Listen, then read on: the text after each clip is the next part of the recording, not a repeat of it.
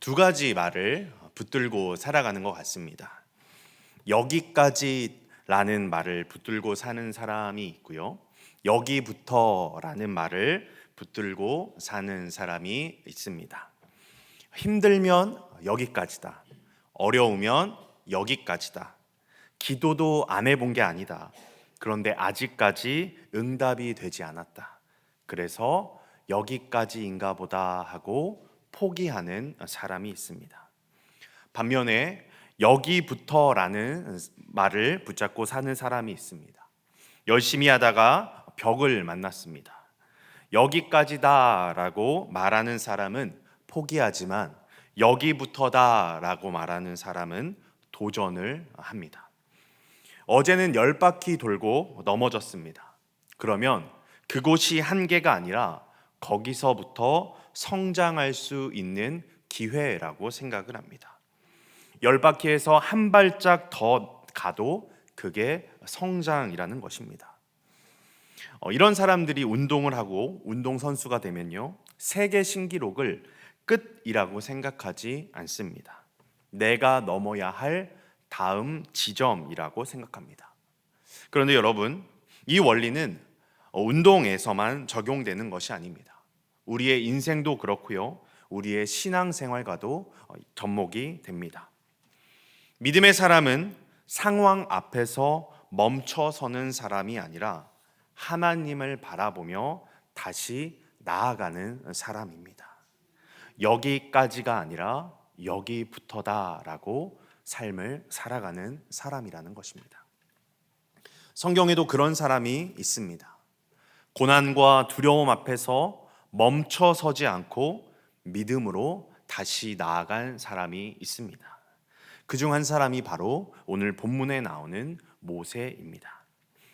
출애굽기 1장을 보면요, 요셉을 알지 못하는 왕조가 세워지고 히브리 사람들도 엄청난 수로 늘어나자 애굽이 보기에 히브리인들이 이제 위협적인 존재가 되었습니다. 결국 애굽은 히브리인들의 수를 줄이기 위해 인구 정책을 펼치게 됩니다. 히브리인이 남자 아이가 태어나면 죽이는 정책이었습니다. 그 가운데 모세가 태어났습니다. 모세의 부모는요, 그 아이를 숨겨 키웠습니다. 그러나 더 이상 숨길 수 없게 되자 갈대 상자를 엮어 아이를 나일강에 띄워 보냅니다. 그런데 놀라운 일이 벌어집니다. 바로의 딸이 그 상자를 발견하고 그 아이를 불쌍히 여겨 데려다가 키우게 됩니다. 결국 죽임을 당해야 할 아이가 왕궁 한가운데로 들어가게 된 것입니다. 모세는 바로의 딸에게 입양되어 왕의 아들이 되고 최고의 교육을 받으며 자랍니다. 그러나 그의 마음에는요, 자신이 히브리인이라는 정체성이 남아 있었습니다. 어느 날 그는 자신의 동족이 애굽 사람에게 괴롭힘을 당하는 장면을 보게 되자 그 모습을 지나칠 수 없었고 모세는 결국 그 애굽 사람을 죽이게 됩니다.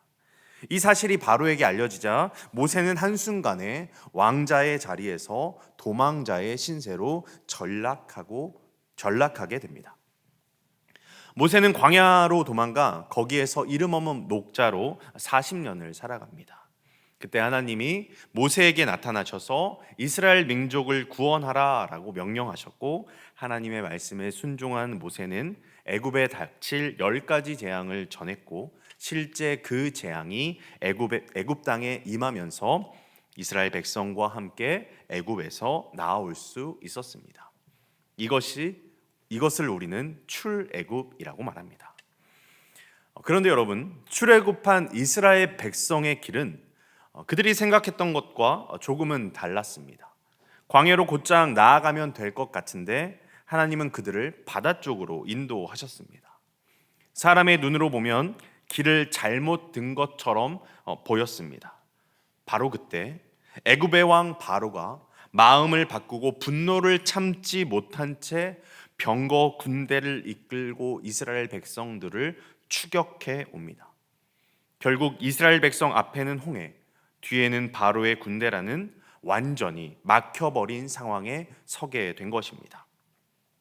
이스라엘 백성은 앞에 홍해가 있고 뒤에서는 바로의 군대가 추격해오는 그 절체절명의 상황, 사람의 눈으로 볼 때는 더 이상 피할 길이 없는 자리입니다. 그들은 크게 두려워하였고 여호와께 부르짖었고 동시에 모세를 향해 원망을 쏟아놓았습니다. 우리가 오늘 읽은 본문 바로 앞에 11절 12절 말씀을 보면 이렇게 쓰여져 있습니다. 그들이 또 모세에게 이르되 애굽에 매장지가 없어서 당신이 우리를 이끌어내어 이 광야에서 죽게 하느냐? 어찌하여 당신이 우리를 애굽에서 이끌어내어 우리에게 이같이 하느냐? 우리가 애굽에서 당신에게 이른 말이 이것이 아니냐? 이르기를 우리를 내버려두라. 우리가 애굽 사람을 섬길 것이라 하지 아니하더냐? 애굽 사람을 섬기는 것이 광야에서 죽는 것보다 낫겠노라. 지금 이스라엘 백성들이 모세에게 뭐라고 말합니까? 애굽에 매장지가 없어서 우리를 이끌어내어 여기서 죽게 하려느냐? 여러분, 이스라엘 백성은 하나님이 이미 그들에게 베풀어 주신 은혜를 너무 쉽게 잊어버리고 있습니다. 10가지 재앙을 통해 구원하신 하나님, 어린 양의 피로 살리신 하나님, 그들을 애굽에서 이끌어내신 하나님을 지금 이 순간 완전히 잃어버리고 있는 것입니다. 그들은 눈앞의 상황만 보고 하나님을 원망하기 시작합니다. 이 모습이 우리의 모습과 닮아 있지는 않습니까? 하나님이 지금까지 나를 어떻게 인도하셨는지, 어떤 은혜로 지금 여러분이 앉아있는 자리까지 오게 하셨는지 기도하면 눈물이 나고 너무 감사하지만 문제를 만나면 우리는 그 은혜를 쉽게 잊어버리게 된다라는 것입니다. 그리고 이스라엘 백성이 말한 것처럼 차라리 전이 나았습니다. 하나님 왜 나를 이곳까지 인도하셨습니까? 라고 원망하는 우리의 모습을 발견하게 됩니다. 사랑하는 여러분, 믿음이 무너지는 순간은요, 하나님이 일하시지 않을 때가 아니라 내가 하나님의 은혜를 잊어버릴 때라는 사실을 잊지 마시기 바랍니다. 그런데 여러분, 놀라운 것은요, 이스라엘 백성들이 흔들리고 있는 그 순간에도 하나님은 여전히 일하고 계신다는 사실입니다. 그리고 그 상황 속에서 하나님은 모세를 통해 이스라엘 백성에게 말씀하십니다. 그때 모세가 이스라엘 백성들에게 이렇게 외칩니다. 13절에서 14절 말씀입니다. 모세가 백성에게 이르되 너희는 두려워하지 말고 가만히 서서 여호와께서 오늘 너희를 위하여 행하시는 구원을 보라. 너희가 오늘 본 애굽 사람을 영원히 다시 보지 아니하리라. 여호와께서 너희를 위하여 싸우시리니 너희는 가만히 있을지니라. 여러분, 모세는 고난 가운데서 원망하는 백성들과 달랐던 것 같습니다. 이 모든 상황이 하나님의 인도를 받는 과정에서 일어났다라는 것을 알고 있었던 것 같습니다. 하나님이 우리를 죽게 내버려 두실 리가 없다는 것을 모세는 알고 있었습니다. 우리는 하나님의 말씀에 순종했고 이제는 하나님이 우리를 위해 싸우실 것을 믿고 있었던 것입니다. 그래서 모세는 울부짖는 이스라엘 백성들을 향해 확신 있게 하나님의 구원을 외친 것입니다. 하나님이 싸우실 것이다. 이제 우리는 그 싸우시는 하나님을 보게 될 것이다. 그러니 더 이상 울며 부르짖지 말고 여호와 하나님이 하시는 일을 보자. 모세의 말에 온 백성이 입을 다물고 하나님이 무슨 일을 하시는지 기다립니다. 여러분, 우리는 그 결과를 이미 알고 있습니다. 홍해가 갈라지고 바다 가운데 마른 땅이 나타나 그 길로 이스라엘 백성이 걸어가고 바로의 군대는 그 바다에 빠져 죽게 됩니다. 그런데 여러분, 바다가 갈라지는 이 엄청난 사건 이전에 저는 본문을 보면서 한 가지 생각해 본 것이 있습니다. 성경은 14절과 15절 사이에 어떤 일이 있었는지 자세히 설명하지는 않습니다. 그러나 15절에 하나님이 모세에게 뭐라고 이르십니까? 너는 어찌하여 내게 부르짖느냐라고 말씀하십니다. 모세가 하나님께 어떤 형태로든 간절히 부르짖고 있었다라는 것입니다. 모세는 하나님을 원망하며 절망하는 이스라엘 백성들에게 14절에서 너희는 가만히 있어 여호와께서 이루시는 구원을 보라라고 외쳤습니다. 그런데 15절에 하나님은 모세에게 이렇게 대답하시는 것입니다. 여호와께 15절에서 16절입니다. 여호와께서 모세에게 이르시되 너는 어찌하여 내게 부르짖느냐? 이스라엘 자손에게 명령하여 앞으로 나아가게 하고 지팡이를 들고 손을 바다 위로 내밀어 그것이 갈라지게 하라. 이스라엘 자손이 바다 가운데서 마른 땅으로 행하리라. 말씀드렸던 것처럼 14절과 15절이 성경에서 연달아 나오기 때문에 이 사이에 무슨 일이 있었는지 우리는 알지 못합니다. 그런데 행간을 잘 보면 이 사이에 뭔가 일이 있었던 것 같습니다. 14절에서 모세는 원망하는 이스라엘 백성들에게 너희는 가만히 있어라 라고 말했는데 15절에서 하나님은 모세에게 너는 어찌하여 내게 부르짖느냐? 원어를 보면요, 날카로운 소리로 소리 지르다 라는 뜻을 가지고 있습니다. 분명 모세는 14절에서 잠잠하게 하나님이 우리를 위해 싸우는 것을 보자고 선포했습니다. 그러나 14절과 15절 사이에 모세에게는 잠잠할 수 없었던 무엇이 있었던 것 같습니다. 그래서 하나님을 향해 소리친 것이죠. 그리고 얼마의 시간이 지난 후에 하나님이 15절에서 모세에게 이야기하신 것입니다. 너는 가만히 있어 구원을 보겠다더니 왜 지금 내게 소리 지르냐라고 말입니다. 어찌 보면 모세 너도 이스라엘 백성과 같이 나를 신뢰하지 못하고 두려움과 불신이 가득한 목소리로 나를 향해 외치고 있는 것은 아니냐라고 묻고 계신 것입니다. 여러분, 모세는 담대했습니다. 13절과 14절의 고백은 모세의 신앙 고백이었습니다. 그런데 담대했던 모세의 눈빛이 흔들린 이유는 무엇이었을까요? 바로의 병거가 이스라엘 백성들을 향해 오고 있습니다. 여러분, 바로의 병거들을 모세가 바라보았습니다. 바라보면 어떻게 됩니까? 멀리 있던 병거들이 점점 가까워짐을 느낍니다. 그 거리가 점점 좁혀지고 있습니다. 모세는 아마 이런 생각을 했지 않았을까요?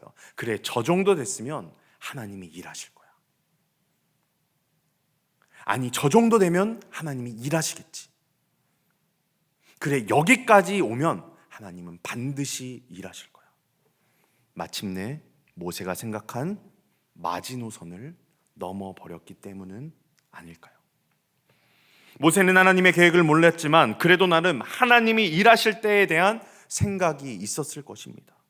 바로의 군대가 저 능선쯤 넘어왔을 때, 아니 저 바위쯤 왔을 때 하나님이 우리에게 구원을 베푸실 것이라는 생각이 있었을 것입니다. 문제는 바로의 군대가 자신이 정한 그 선을 넘어 달려오고 있었던 것입니다. 모세는 당황했던 것입니다. 그 순간 모세의 입에서 부르짖음이 나오지 않았을까요? 모세의 입에서 나온 부르짖음은 어떤 부르짖음이었을까요? 백성이 부르짖던 것과 같이 원망의 부르짖음은 아니었을까요? 여러분, 우리는 왜 하나님 앞에서 낙심합니까? 왜 굳건한 믿음을 가지고 있다가 왜 하나님께 실망합니까?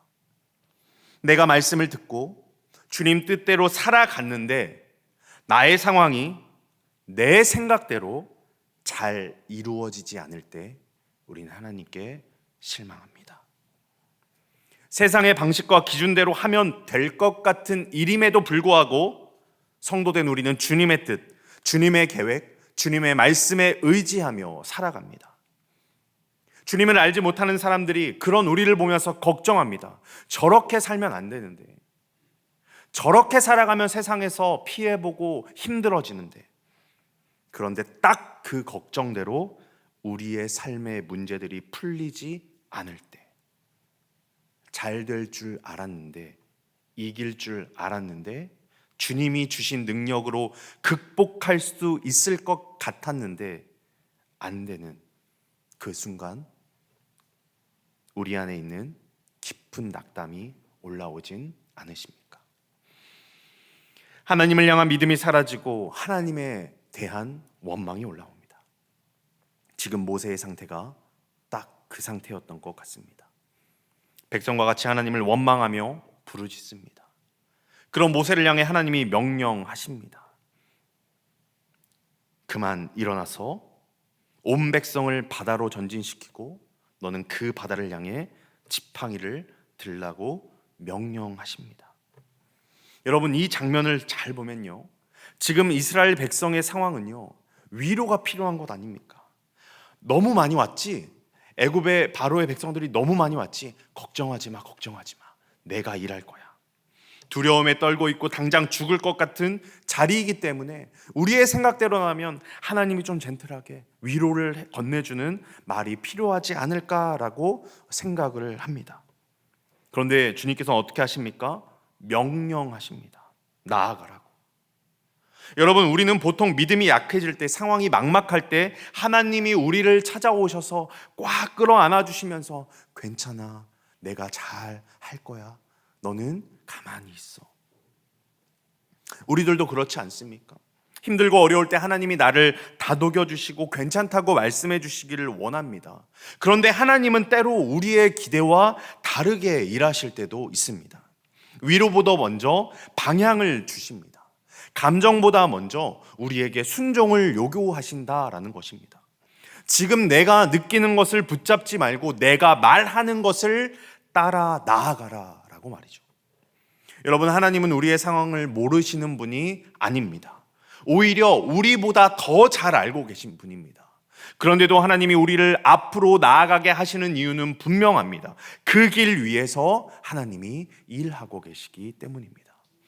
물론 우리는 지금 당장 눈앞에 있는 문제를 해결하고 싶습니다. 상황이 바뀌기를 원하고 어려움이 사라지기를 원합니다. 그러나 여러분, 우리가 잊지 말아야 할 것이 있습니다. 신앙은 상황이 해결된 후에 움직이는 것이 아니라 하나님의 말씀에 순종하며 나아가는 것입니다. 때로는 하나님의 명령이 우리의 이성과 분리가 되어 이해되지 않을 때도 있습니다. 왜 지금 이런 말씀을 하나님께서 나에게 하실까? 하나님은 내 상황을 정말 아시는 걸까? 이런 불편한 마음이 들 때도 있다라는 것입니다. 그러나 여러분, 분명히 기억하십시오. 하나님은 나보다 나를 더 잘 아시는 분이라는 것입니다. 그리고 나보다 나를 더 사랑하시는 분이 지금 나에게 말씀하고 계시다는 사실입니다. 그렇기 때문에 성도된 우리는요, 이해되지 않아도 순종할 수 있는 것입니다. 그래서 여러분, 멈추지 마십시오. 일어나십시오. 그리고 나아가십시오.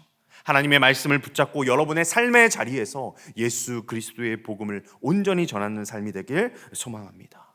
여러분, 하나님이 어떻게 일하시는지 17절에서 20절에 구체적으로 나타나고 있는데요, 이 말씀은 크게 두 가지로 나누어 볼 수 있습니다. 먼저 17절에서 18절 말씀입니다. 내가 애굽 사람들의 마음을 완악하게 할 것인즉 그들이 그 뒤를 따라 들어갈 것이라. 내가 바로와 그의 모든 군대와 그의 병거와 마병으로 말미암아 영광을 얻으리니 내가 바로와 그의 병거와 마병으로 말미암아 영광을 얻을 때에야 애굽 사람들이 나를 여호와인 줄 알리라 하시더니. 여러분, 하나님은 모세에게 단순히 나아가라 라고만 말씀하지 않으셨습니다. 그 순종 이후에 어떤 일이 일어날지도 함께 보여주고 계시다는 사실입니다. 하나님은 이미 알고 계셨습니다. 바로의 군대가 어떻게 움직일지, 그 상황 속에서 하나님이 무엇을 이루실지 정확히 알고 계셨다는 사실입니다. 여러분, 하나님이 우리의 상황을 모르실까요? 여러분의 힘들고 어려운 상황을 하나님이 내몰라라 하실까요? 아닙니다. 오히려 하나님은요, 우리가 보지 못하는 그 다음을 보고 계시다는 사실입니다. 그래서 하나님은요, 모세에게 명령하신 후에 동시에 확신을 주십니다. 지금 너희를 향해 달려오는 그 군대를 통해 내가 영광을 받을 것이다. 여러분, 방법은 아직 보이지 않을 수도 있습니다. 길도 아직 열리지 않은 것처럼 보일 수 있습니다. 그러나 하나님은 분명하게 말씀하십니다. 결과는 이미 정해졌다. 내가 영광을 받을 것이다. 그리고 이어서 우리는 두 번째 장면을 보게 됩니다. 19절에서 20절 말씀입니다. 이스라엘 진 앞에 가던 하나님의 사자가 그들의 뒤로 옮겨가매 구름 기둥도 앞에서 그 뒤로 옮겨 애굽 진과 이스라엘 진 사이에 이르러 서니 저쪽에는 구름과 흑암이 있고 이쪽에는 밤이 밝음으로 밤새도록 저쪽이 이쪽에 가까이 못하였더라. 하나님은 이스라엘 백성을 인도하시던 구름 기둥을 그들 뒤로 옮기셔서 바로의 군대와 이스라엘 사이를 완전히 가로막으셨습니다. 같은 구름이었지만 애굽에게는 어둠과 혼란이 되었고요, 이스라엘에게는 빛이 된 것입니다. 여러분, 이것이 바로 하나님의 보호의 방식입니다. 여러분, 하나님은요, 우리에게 나아가라고 명령하시지만 결코 너희가 알아서 해라고 말씀하지 않으신다라는 사실입니다. 하나님께서는 우리에게 순종의 길을 열어놓으시고 그 길 위에서 우리를 통해 일하고 계십니다. 그 밤 이스라엘 백성의 입장에서는 여전히 두려운 상황이었을 것입니다. 뒤에는 말발굽 소리가 들리고 무기 부딪히는 소리가 들렸을 것입니다. 언제라도 적이 들이닥칠 것 같은 불안이 아직까지 남아 있었을 것입니다. 그러나 그들이 보지 못하는 그 자리에서 하나님은 이미 일하고 계셨습니다. 애국 군대는 짙은 어둠 속에 갇혀 더 이상 앞으로 나아가지 못하고 있었고 하나님이 그들을 막고 계신 것이었습니다. 이스라엘은 보지 못했습니다. 하지만 하나님은 이미 그들을 지키고 계셨습니다. 여러분, 우리의 삶도 이와 같습니다. 우리는 여전히 문제를 느끼고 상황의 압박을 경험하며 살아가고 있습니다. 지금 이 자리에 앉아 계신 분들 가운데도요, 예배는 드리지만 내 안에 있는 문제와 어려움, 풀리지 않는 것들이 가득해서 답답함에 눈물 짓는 분들도 계실 것입니다. 그러나 우리가 보지 못하는 자리에서 하나님은 저와 여러분을 지키고 일하고 계신다는 사실을 믿으시기 바랍니다. 때로는 그 지키심이요, 우리 눈에 보이지 않을 때도 있습니다. 하나님은 아무것도 하지 않으시는 것처럼 우리가 느껴질 때도 있습니다. 그러나 여러분, 우리가 기억해야 될 것은 무엇입니까? 하나님은 한순간도 자기 백성을 향한 일을 멈추신 적이 없다라는 사실입니다. 하나님은 저와 여러분을 사랑하십니다. 그 사랑은 자신의 아들을 내어주신 십자가에서 증명되었습니다. 그리고 지금도 여전히 우리를 위해 주님은 일하고 계십니다. 단지 우리가 보지 못할 뿐이고 아직 우리 앞에 드러나지 않았을 뿐입니다. 그러므로 우리는 보이는 상황이 아니라 우리를 지키시는 하나님을 믿고 그분의 말씀을 따라 나아가야 한다라는 것입니다. 그리고 이어지는 21절부터 29절에는 하나님이 실제로 어떻게 일하시는지가 분명하게 나타납니다. 홍해가 갈라지는 사건입니다. 이스라엘 백성은 바다 사이에 열린 길을 걸어 생명을 얻고요, 바로의 군대는 그 바다에 갇혀 모두 죽음을 맞이하게 되었습니다. 여러분, 이 사건은요, 단순한 기적 이야기가 아닙니다. 하나님의 역사는 그 자리에 있던 사람들을 분명하게 둘로 나누었습니다. 한쪽은 구원이었고 다른 한쪽은 심판이었습니다. 어린 양의 피로 보호받은 하나님의 백성, 그 피를 자신의 삶에 받아들인 사람들에게는 이 사건이 완전한 자유의 길이 되었습니다. 그러나 같은 시간 같은 장소에 있었음에도 불구하고 하나님과 상관없이 살던 자들에게는 그 바다가 곧 심판이 되었습니다. 누구도 예외가 없었습니다. 같은 바다였지만 어떤 이에게는 생명이었고 어떤 이에게는 죽음이었습니다. 결국 하나님 앞에서 모든 인생은 이 두 길 중에 하나로 나뉘게 된다는 것입니다. 22절과 28절 말씀입니다. 이스라엘 자손이 바다 가운데를 육지로 걸어가고 물은 그들의 좌우에 벽이 되니, 28절입니다. 물이 다시 흘러 병거들과 기병들을 덮되 그들의 뒤를 따라 바다에 들어간 바로의 군대를 다 덮으니 하나도 남지 아니하였더라. 여러분, 같은 시간 같은 자리 같은 바다였습니다.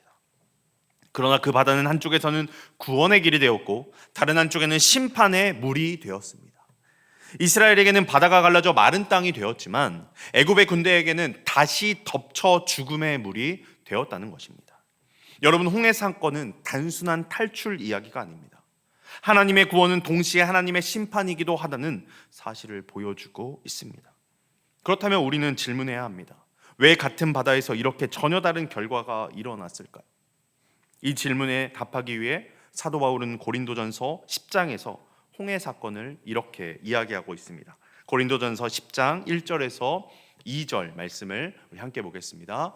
형제들아, 나는 너희가 알지 못하기를 원하지 아니하노니 우리 조상들이 다 구름 아래 있고 바다 가운데로 지나며 모세에게 속하여 다 구름과 바다에서 세례를 받고.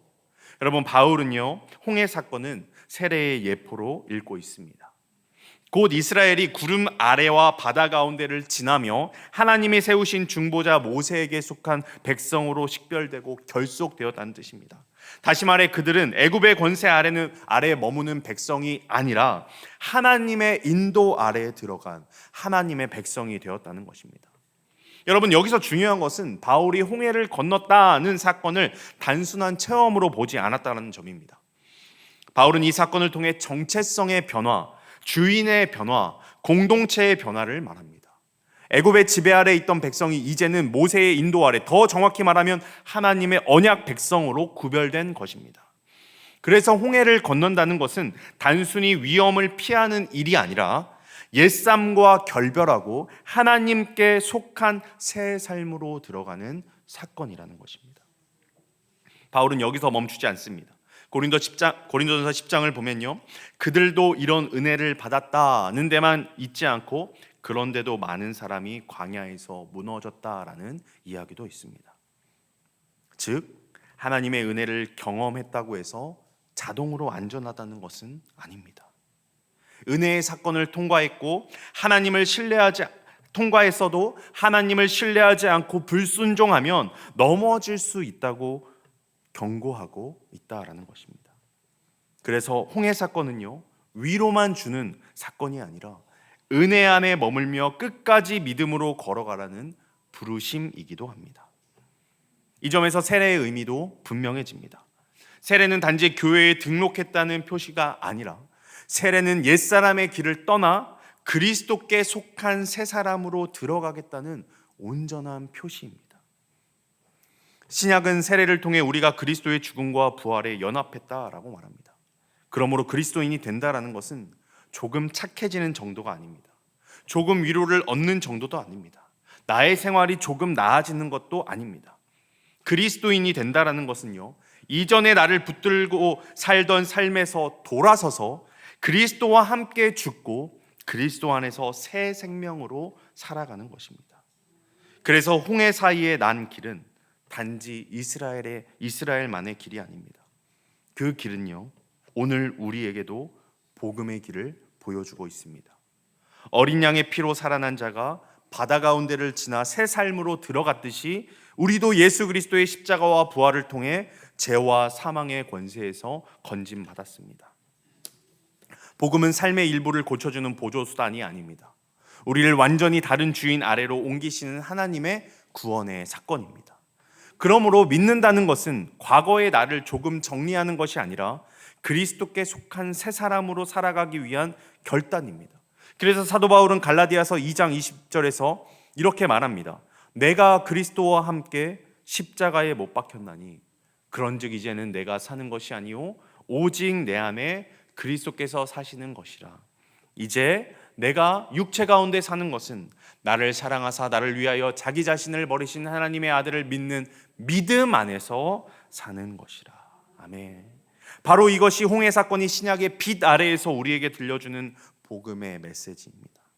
하나님은 자기 백성을 물 가운데로 지나가게 하셔서 옛 종살이의 자리에서 죽게 하시고 새로운 순종의 삶으로 살게 하신 것입니다. 사랑하는 여러분, 여러분은 지금 어떤 자리에 서 계십니까? 혹시 홍해 앞에 멈춰서 계시지는 않으십니까? 아니면 믿음으로 한 걸음 내딛고 계십니까?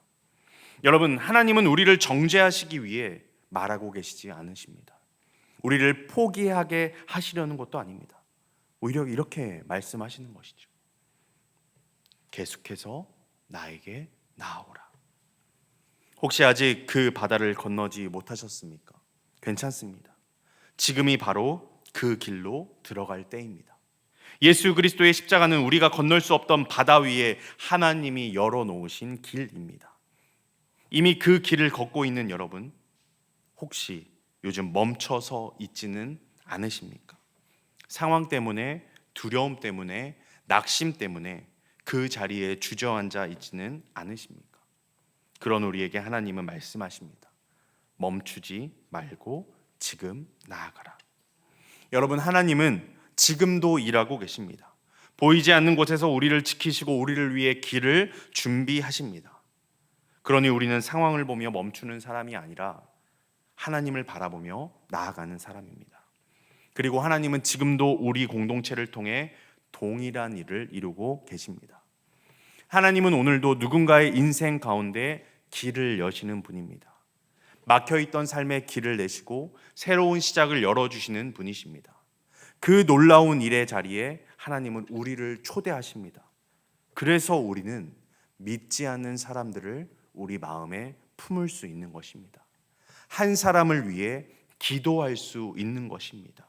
한 사람을 향해 하나님의 사랑을 흘려보낼 수 있는 것입니다. 그리고 여러분의 그 한 걸음의 순종을 통해 하나님이 일하시는 것을 여러분이 직접 경험하게 되실 것입니다. 여러분, 홍해는 믿음으로 나아가는 사람에게 하나님이 여시는 길이 됩니다. 이제 우리 모두가 그 길 위에서 걸어가기 원합니다. 모세와 함께, 이스라엘 백성과 함께, 초대교회 성도들과 함께, 그리고 이 자리에서 하나님이 부르시는 그 믿음의 길 위에 함께 서기를 원합니다. 그리고 세상 밖에 주님을 알지 못하는 사람들에게도 예수 그리스도의 온전한 사랑을 전하며 그 길에 모든 사람들이 함께 서서 나아가는 우리 새순교회가 되길 간절히 소망합니다.